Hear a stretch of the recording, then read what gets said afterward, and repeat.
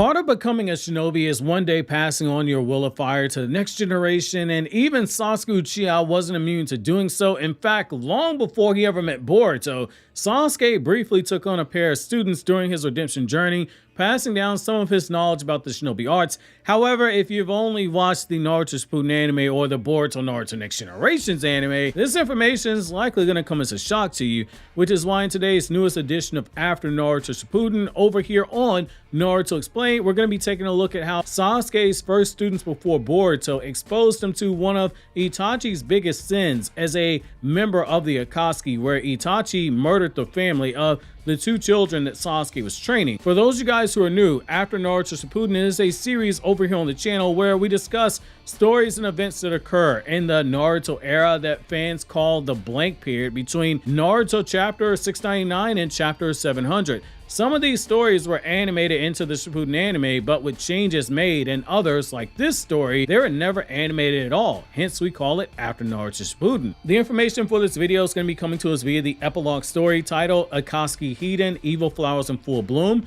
which takes place towards the end of Sasuke's redemption journey. As he is on his way back to Konoha, Sasuke, after having spent years wandering the shinobi world in search of knowledge and redemption, he is finally making his way back towards the Land of Fire, and he bumps into a pair of orphans, brothers who were training intensely. And being the curious person that he is, Sasuke takes a moment to watch the children before he steps in to take them under his wing, having just been lost in his own thoughts about his reflections he had from wandering the ninja world the last few years, realizing just how truly far into the darkness he had once been and the lengths that Naruto had to go through in order to save him. It's after one of the boys mistakes Sasuke for Naruto due to the boys having only heard about the legendary Naruto, the hero of the Fourth Ninja War, but never having actually seen him in person, that Sasuke, as he's training the boys, discovers the grim truth about the boys' connection to his brother Itachi. Back when Itachi was a member of the Akatsuki, many years ago, the brothers, they survived their family who were brutally killed by the Akatsuki duo of Itachi and Kisame. With the scene and the context being set, it's here I'm going to begin reading the selected scenes from the story, and then I'll come back to you guys to provide additional context. And it's here I'm going to begin quoting. Sasuke could see a young boy running between the trees. He must have been 7 or 8 years old, wearing a hat that had an island pattern to it. Butterfly shuriken jutsu, the shout of the boy with all one's strength, and throwing shuriken as hard as he could do, while making his own sound effects as they flew. From its distance, Sasuke couldn't tell if they had explosive tags attached to them or not, so he moved closer and watched them train quietly. However, these two people, he could tell they were brothers. Brother number 1 must have been better trained than brother number 2, or brother number 2 is playing as the co-star compared to the older brother. It was then that he realized that for as seriously as they trained, ultimately they were just playing at being ninjas. One of the boys, Omitsu, he showed promise, landing superb hits on the younger brother Komitsu. Watching them reminded Sasuke of a time from long ago in the past, when he was the younger brother training with his older brother, or he was watching Itachi train in silence. He smiled.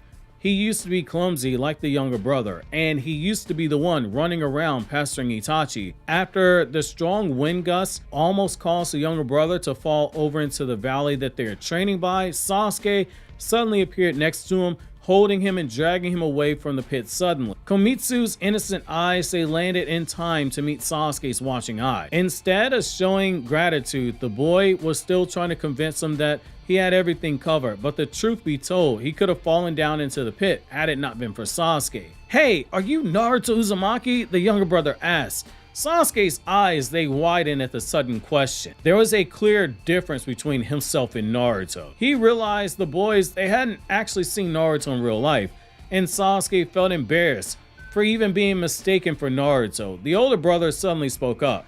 "Look at his eye. It doesn't look like how they said Naruto's eyes look like." "It could still be him though. Ninjas, they have their jutsu," the younger brother replied. When Sasuke started to reveal his name wasn't Naruto, the younger boy suddenly grabbed him by the hand, begging him to teach them ninjutsu. The whole situation, it had quickly become troublesome. But watching the two brothers argue over who should be trained first, it filled Sasuke with his own happy memories of when He used to be eager to train with Itachi. The younger brother reminded him so much of how he used to be before the ninja world made him into who he become. This boy, he was innocent. He was still only a month away from Konoha. It would be a waste of time to train them, but he was suddenly intrigued. Part of redemption, it was training. Sasuke, his hand extended for the shuriken, and as the wind blew from the valley's bottom, one white petal danced in the air several feet before them, and Sasuke skillfully tossed the shuriken at the petal, causing it to flow with speed and exact calculations that had perfectly nailed the petal to a nearby tree. The brothers expressed their excitement with their mouths wide open. The trick is to match the intensity. You can use your own physical strength to do so, or you can use your chakra. I wasn't using chakra just now. I just used my good arm, Sasuke said before stopping and looking. If only I had my other arm. Naruto Nisan! Wow, and oh, Komitsu said before he tried to pick up the remaining shuriken. My name's Sasuke, Sasuke replied. Both brothers, they went quiet for a moment. What did you say? Sasuke. My name is Sasuke. Sasuke began before the two brothers began laughing. Later on, shuriken, they littered the ground, thrown by the other boys. There was nothing befitting Sasuke to be good and caring to the two brothers, but it wasn't an excuse to badmouth them as they messed up constantly during their training. However, over the next few hours, the younger brother, he had quickly improved in the way that he was throwing his shuriken, quickly catching up to his older brother who had started out with more skill. Sasuke smiled. He was a fast learner and he was determined to catch his brother, just as Sasuke had once been with Itachi. However, when his eyes were transferred to the empty west, it was an upset facial expression that he noticed on the younger boy. It was getting dark. The light of the day, it was tilting away. It had signaled that it was time for him to end their training. Suddenly, Sasuke heard it. It's the Akatsuki! Sasuke had heard the young boy say, Akatsuki. His body froze even at hearing the word. No, silly, it's not the Akatsuki. The Akatsuki is not evening. Akatsuki means light of dawn. Omitsu said softly to correct the words of his little brother. The young light of dawn might look like the color of the sun setting. Reflexively, Sasuke let out a laugh. However, the little brother's expression, it was not clear. It was showing some sort of suffering. He was now clinging to his older brother Omitsu, trembling. From the valley bottom, the cold wind was blowing up, petals that were flying into the western sky. Omitsu stroked the head of his little brother as they looked at the empty west sky that was dyed red with clouds. He's acting like this because our family was killed by the Akatsuki. Those words that came out his mouth, they unpeeled Sasuke's eyes with sadness. Suddenly, he was aware at everything they were looking at. The rainbow red color that reflected the red sunset. It reminded him of the black clothing with a similar red in it that looked like the color of blood spilling from the red cloud pattern that he saw. He went back in time, where Sasuke had met his brother again. He was wearing the clothing that was quite similar in the form of what Sasuke and Komitsu were wearing. They wore black robes. Only Itachi's robes, they had the Akatsuki symbol, the same cloud patterns that the boys saw in the sky. The big brother instead had a dark, heavy, sinking look to him, and it did not go unnoticed by Sasuke as the boy looked into Sasuke's eyes. Each member of the Akatsuki organization, they had great power.